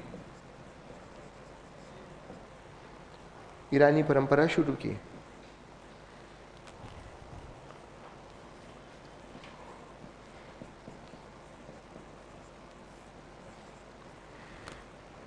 तुलादान व झरोखा दर्शन, तुलादान व झरोखा दर्शन को भी स्थायी किया। ठीक है, अब देखो तुलादान और झरोखा दर्शन क्या है? देखो कोई स्पेशल ओकेशन होता है ना, तो आपने देखा होगा नेताओं को जो है तराजू के अंदर तोला जाता है, मिठाई से तोला जाता है, सिक्कों से तोला जाता है, या किसी चीज से तोला जाता है, और वो फिर गरीबों में बांट दिए जाते हैं। ठीक है, आजकल के तो नेता खुद ही गरीब है साहब। ठीक है, वो जनता के सामने तो ये आपने कई सारे इन्फ्लुएंसर्स वगैरह देखे होंगे ना, नोट उघाड़ते हैं, नोट की गड्डियाँ यूं फेंक रहे होते हैं। कभी गौर करके देखना, वो सारी नोट की गड्डियाँ जो होती है नकली होती है, मनोरंजन बैंक वाली है ना। तो ये तो क्या करते हैं, दिखावा करते हैं, ये तो क्या करते हैं, दिखावा करते हैं। ठीक है, कई कई जो वास्तव के अच्छे लोग जो है वो क्या करते हैं कि जैसे तोल कर वो गरीबों के अंदर बांट देते हैं। जैसे आपने भी देखा होगा कि हमारे यहाँ पे परंपरा, अपने सभी के घरों के अंदर परंपरा होती है कि जब जात वगैरह लगाई जाती है ना छोटे बच्चे की, तो उसको नहीं मिठाइयों से या बताशे से तोला जाता है, ठीक है, और वो गरीबों के अंदर बांट दिए जाते हैं। तो ये राजे महाराजे भी क्या करते थे, अपने आप को जो है, अपने आप को क्या करते थे, तोलते थे और उसको गरीबों के अंदर बांट दिया करते थे। तो वो तो क्या कहलाएगा, तुल्यादान। झरोखा दर्शन क्या है, झरोखा कहा जा रहा बालकोनी को, किसको, बालकोनी को। जैसे ये आपका भवन है, ये बाहर की तरफ बालकोनी है, यहां से ही शुरू हो रही है, ये बाहर की तरफ बालकोनी है, जनता उधर खड़ी रहेगी और राजा जाकर यूं हाथ हिलाकर आएगा। नेता लोग नहीं करते आजकल, नेता लोग करते हैं, अभिनेता लोग करते हैं। ठीक है, बंबई जाते हैं ना राजस्थान वाले और ये, तो पक्के जूहू प्रतीक्षा बंगले के बाहर अमिताभ जी को देखने जरूर जाएंगे, बांद्रा बैंड स्टैंड के ऊपर सलमान को देखने जरूर जाएंगे, मन्नत लैंड के अंदर जो है उसको शाहरुख को देखने जरूर जाएंगे। वो आएंगे, फ्लाइंग किस दे रहे हैं, कोई अपनी टोपी फेंक रहा है, कोई क्या कर रहा है। ठीक है, तो ये एक तरीके का कौन सा दर्शन है, झरोखा दर्शन है। ये कौन सा दर्शन, झरोखा दर्शन। ये स्थायी किसने किया था, स्थायी किसने किया था, ये स्थायी करने वाला कौन था, अकबर था। ठीक है, तो ये सारी बात आती है, झरोखा दर्शन को इसने क्या कर दिया, स्थायी कर दिया। फिर वो लिख लेना, ईरानी नववर्ष नवरोज मनाना शुरू किया। ईरानी नववर्ष नवरोज या नौरोज,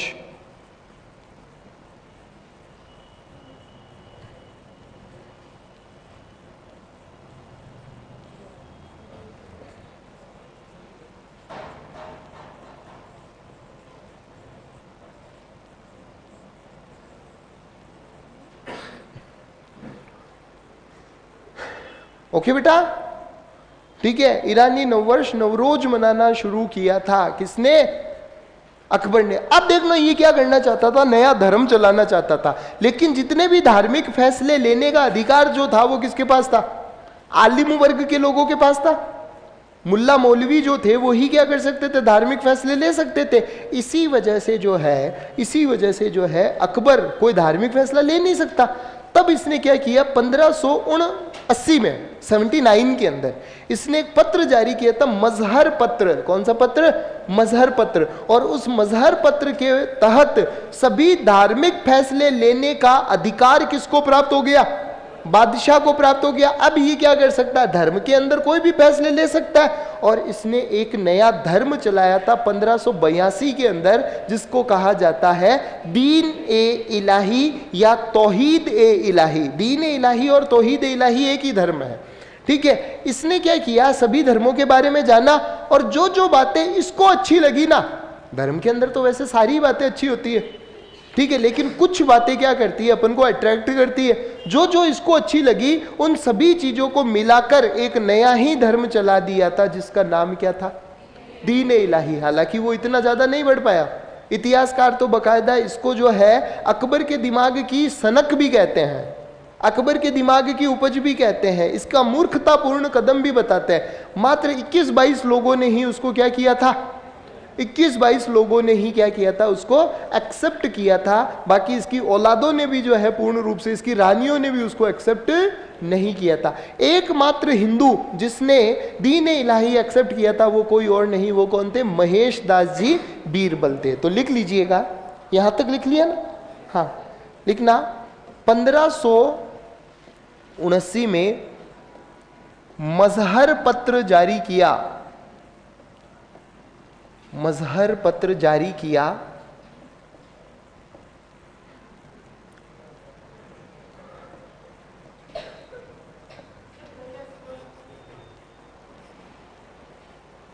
हाँ, मजहर 79 में किया, 82 में दीन इलाही चलाएगा। रुको जरा, सब्र करो।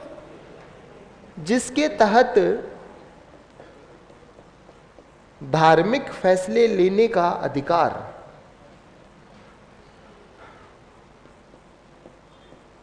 धार्मिक फैसले लेने का अधिकार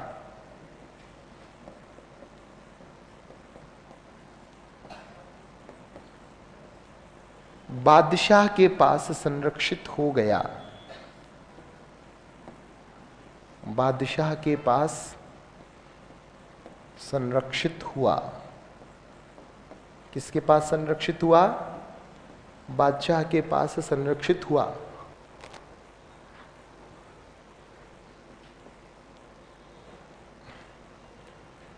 न 1582 में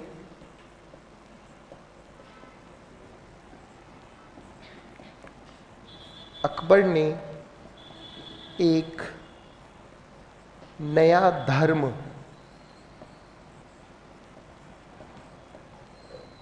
दीन ए इलाही,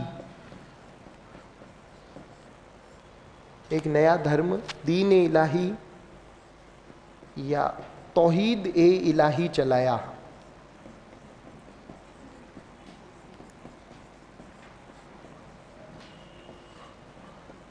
ठीक है,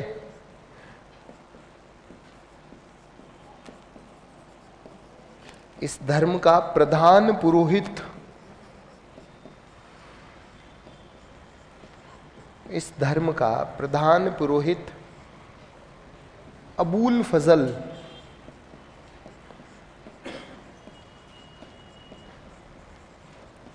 था।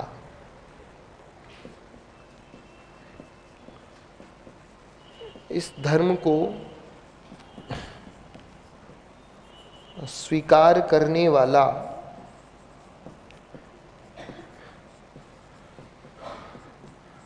एकमात्र हिंदू, इस धर्म को स्वीकार करने वाला एकमात्र हिंदू बीरबल। ओके, एकमात्र हिंदू बीरबल।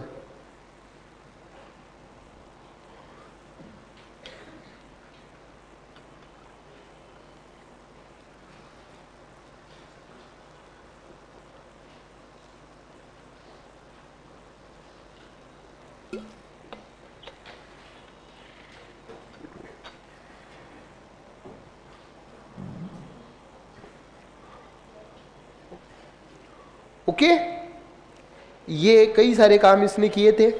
ठीक है, 1583 के अंदर इसने एक नया संवत भी चलाया था जिसका नाम था इलाही संवत। कौन सा संवत? इलाही संवत इसने चलाया था। इलाही संवत चलाने के अलावा और क्या क्या काम किए? इसने सती प्रथा के ऊपर रोक लगाया। इसने विवाह की आयु जो थी वो भी इसने क्या की? तय की। विवाह की आयु तय की थी इसने, मतलब औरत की उम्र तो 12 साल और लड़के की उम्र 14 साल। उस वक्त मेच्योरिटी हो जाती थी, 12-14 मेच्योर मानी जाती थी। उससे छोटी उम्र के अंदर जो है, ठीक है, उससे छोटी उम्र के अंदर जो है इसने शादी करने के ऊपर क्या लगा दी थी? पाबंदी लगा दी थी। ठीक है ना, तो मतलब बाल विवाह पर रोक लगाने वाला यही था। सती प्रथा के ऊपर इसने रोक लगाई। ठीक है, कई सारे काम इसने सुधार करने के चक्कर में भी किए थे। कई सारे काम जो है इसने सुधार करने के लिए भी किए थे। ठीक है, तो कई सारी बात उसके अंतर्गत आती है ना बेटा, तो वो याद रखना है एक आप लोगों को। इसने ना प्रोस्टिट्यूट्स के लिए, जो वेश्याएं होती है, वेश्याओं के लिए एक अलग से शहर बसा दिया था, शैतानपुर। उस शहर का नाम भी क्या रखा इसने? शैतानपुर नाम रखा था। ठीक है, सारी बात। सर ये धर्म कब तक चला, वर्तमान में भी है क्या? तो जिस वक्त मैं दिख रहा हूं क्या? मैं दिख रहा हूं? हाँ, ठीक है, ओके। हाँ, ये धर्म जो चला था, ये जब जिस वक्त चला उस वक्त 22 लोगों ने जब स्वीकार किया, तो ये आगे चल सकता है क्या? ठीक है, तो ये अकबर के दिमाग की क्या थी? मात्र उपज थी। ठीक है, अकबर के दिमाग, बैठे बैठे क्या करेंगे, काम तो कुछ है नहीं। ठीक है, मतलब बस सेल्फ असिस्ट हो गया था ये आदमी, आत्ममुक्त हो गया बकायदा। है ना, देखो आज जब अपन देखें तो ये आजकल हिंदू मुसलमानों की लड़ाइयां कुछ ज्यादा हो गई है। ठीक है, और उसके अंदर मुस्लिम चेहरा बताया जाता अकबर को, जबकि जो रियल इस्लामिक स्कॉलर्स हैं, जो वास्तविक इस्लामिक विद्वान हैं, वो अकबर को मुसलमान ही नहीं मानते भैया। अकबर को मुसलमान ही नहीं मानते। इवन अकबर के जमाने में एक इस्लामिक स्कॉलर थे, नाम था उनका शेख अहमद सरहंदी अल्फसानी। आज भी उत्तर प्रदेश के अंदर उनकी दरगाह स्थित है। और अल्फसानी ने बाकायदा 21 फतवों का एक पूरी की पूरी सूची जारी की थी, जिसके तहत यह साबित किया गया कि अकबर मुसलमान रहा ही नहीं। अकबर मुस्लिम जो खुद को सजदे करवा रहा है, ठीक है, जो इस्लाम की परंपराओं के विपरीत कार्य करवा रहा है, ठीक है, तो वो सारी की सारी बात आती है। अब कईयों के दिमाग के अंदर अजीब अजीब सवाल आ रहे हैं कि वर्तमान शैतानपुर कहाँ पर है, क्यों जाना है? शैतानपुर, उसने आगरा के पास में ही एक शहर बसाया था शैतानपुर, वर्तमान में उसका अस्तित्व नहीं है। सिर्फ वो पढ़ने के लिए हमको क्या है, जानकारी पता होनी चाहिए, ठीक है, यही है। अब देखना अकबर के जमाने के अंदर लास्ट टाइम के अंदर क्या हुआ, एक नर्तकी को लेकर इसके बेटे सलीम ने इससे बगावत कर दी। सलीम जो था वो हमेशा बचपन से ही अकबर के बेटे थे ना, वो सलीम के बाद में और भी बेटे हुए इसके, दानियाल हुआ था, मुराद हुआ था, और सारे के सारे शराबी, एक नंबर के शराबी। मारवाड़ी में क्या लिटरी है, दारूड़ी है, ठीक है, एक नंबर के शराबी। और ये जो सलीम था ना, ये भी एक नंबर का शराबी था। और सलीम जो है एक नाचने वाली अनारकली की मोहब्बत के अंदर क्या हो गया, अनारकली एक नहीं, सलीम को कई सारे प्यार हुए, सलीम को कई सारे प्यार हुए, अनारकली से प्यार हुआ। और एक वहीं पर एक ग्यास बेग की बेटी थी मेहरुनिशा, मेहरुनिशा से भी प्यार हो गया। लेकिन अकबर को ये सारी चीजें पसंद नहीं थी। खुद भले कितना भी आशिक मिजाज हो, लेकिन अपने बेटे से वो क्या एक्सपेक्ट करता है कि बेटा सही रहे, ठीक है। तो भाई मेहरुनिशा को तो इसने क्या किया, एक अफगानी युवक था अली कुली खान अस्तजुलू, उससे शादी करवा के बंगाल भेज दिया। और अनारकली के लिए इसने क्या कर दी थी, बगावत कर दी थी। किसने? सलीम ने। तब अनारकली और सलीम दोनों को पकड़ा गया। सलीम एकदम बेड़ियों के अंदर जकड़ा हुआ है, और सलीम की आंखों के सामने अनारकली को दीवारों में चुनवा दिया गया, ठीक है, दीवारों में चुनवा दिया गया। मुगले आजम मूवी के अंदर आपने देखा भी होगा। अनारकली क्या करती, नाचने वाली क्या करे, मैंने कहा ना नाचने वाली थी। अनारकली जो थी वो क्या थी, नाचने वाली थी, ठीक है। अब ये सलीम को तो लगा कि वो दीवारों में चुनवा दी गई, लेकिन उसको पीछे से निकलवा दिया गया था और उसको भेज दिया गया लाहौर। कहां भेज दिया उसको? लाहौर। जब ये सलीम बनेगा ना वापिस हिंदुस्तान का बादशाह जहांगीर के नाम से, तब इसने कहा कि वो दीवारें खुलवाओगे, मेरे को हड्डियां देखनी है। हड्डियां देखनी, वहां पर तो कोई यही नहीं। कि क्यों? कि बादशाह सलामत ने उसको निकलवा दिया था कि पीछे से, कि कहां गई, कि लाहौर। तो याद रखना, छोड़ छाड़ के अपने सलीम की गली अनारकली लाहौर चली। डिस्को नहीं गई थी, ठीक है, डिस्को नहीं गई थी, वो कहां पर गई थी? लाहौर गई। लेकिन वहां पर भी बेचारी मर गई, ठीक है। रुको जरा बेटा, देखो ये थोड़ी सी है ना हंसी मजाक इसलिए की जाती है ताकि याद रह जाए, है ना। अब जब ये वहां पर गया ना लाहौर, तो वहां पर अनारकली तो नहीं मिली, अनारकली की कब्र मिली, अनारकली की कब्र मिली। और अनारकली की कब्र के ऊपर सलीम ने बकायदा एक मकबरा बनवाया, और अनारकली का मकबरा वर्तमान में कहां पर स्थित है? लाहौर के अंदर है। अनारकली का मकबरा वर्तमान में कहां पर है? लाहौर के अंदर स्थित है, ठीक है। और ये खूब वहां पर 2-3 दिन तक इसने शोक मनाया। दीवारों पर बकायदा लिखवाया कि अगर मैं अपनी प्रियतमा को एक बार और देख लेता तो कयामत के दिन तक अल्लाह का शुक्रगुजार रहता, लेकिन ऐसा हो ना सका। रोया, खूब रोया, आंसू पहुंचे। वो एक गाना है ना कि सपन उस रात अपन 2 बजे तक पिया, ठीक है। फिर वो गाता है कि फिर क्या हुआ, कि सपना टूटा है तो दिल कभी जलता है, हाँ थोड़ा दर्द हुआ पर चलता है ना। फिर क्या हुआ कि फिर अपने गली के अंदर ऐश्वर्या आई गए, ठीक है। इसके दिमाग के अंदर आई कि अनारकली तो चली गई, वो मेहरुनिशा का है। कहा है मेहरुनिशा? कि साहब वो तो बंगाल के अंदर है अपने पति के साथ में, और एक बेटी हो गई उसकी लाडली बेगम। कि ठीक है हम करते हैं प्रबंध।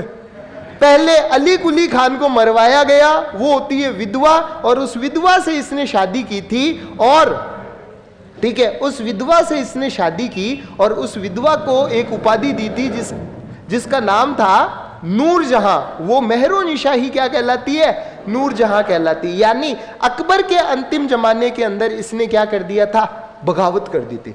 और इसकी इसी आदतों से तंग आकर इसकी जो पत्नी थी मानबाई, हरकाबाई की भतीजी, भगवान दास की बेटी, मान सिंह की बहन, बिहारी मल की पोती, मानबाई ने इसकी आदतों से तंग आकर आत्महत्या कर ली थी। और मानबाई का बेटा खुसरो अपनी मां की मौत का जिम्मेदार अपने बाप को मानता था। और जब इसने बगावत की तो अकबर ने एक बार के लिए अपने पोते खुसरो को अपना उत्तराधिकारी घोषित कर दिया था। किसको घोषित किया था? खुसरो को अपना उत्तराधिकारी घोषित किया। लेकिन बाद में इस जहांगीर को पता था, सलीम को, कि एक तो पिताजी के दिन कम, दूसरी पिताजी की इनकम, इतना बड़ा साम्राज्य कौन छोड़ना चाहेगा। जाकर कदमों में गिर गया अपने पिताजी के और पिताजी से इसने माफी मांग ली। ठीक है, पिताजी से माफी मांग ली और पिताजी ने विधिवत रूप से अपना राजमुकुट उतार करके इसके सिर पर रख दिया, शहजादे सलीम के सिर पर रख दिया। और 1605 के अंदर अकबर की हो जाती है मृत्यु। ये मत पूछना कैसे हुई, मत पूछना, प्लीज मत पूछना। अत्यधिक दस्त लगने के कारण।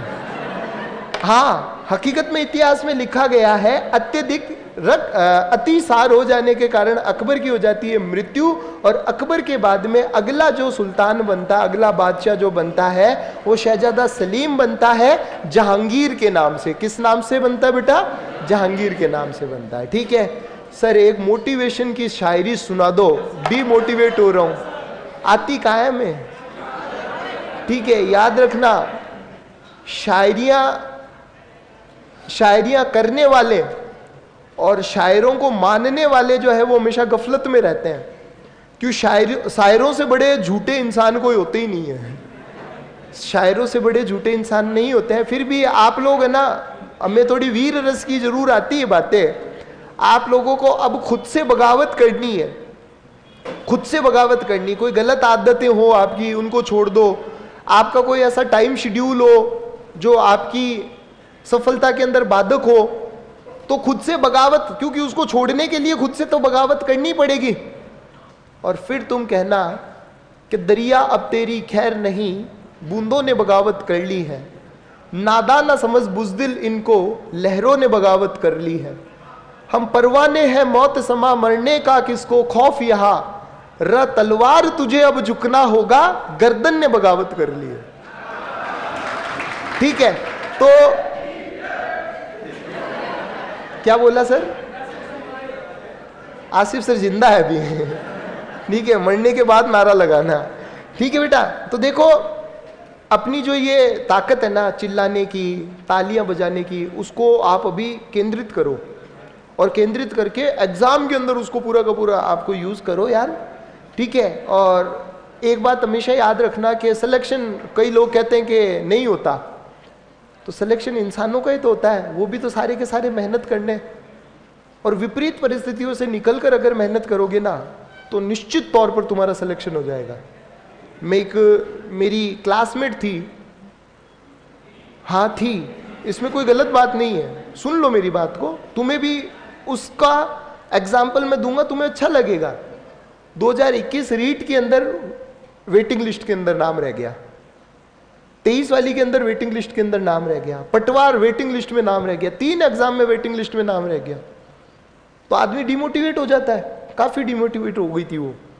ठीक है, काफी डिमोटिवेट हो गई थी। अभी 5 अगस्त को अगर आपको याद हो तो पता हो, 5 अगस्त को एक अभी वेटिंग लिस्ट वाली लिस्ट आई थी, उसके अंदर उसका नंबर लग गया। और आज वो जो है रीट लेवल 1 के अंदर टीचर बन गई।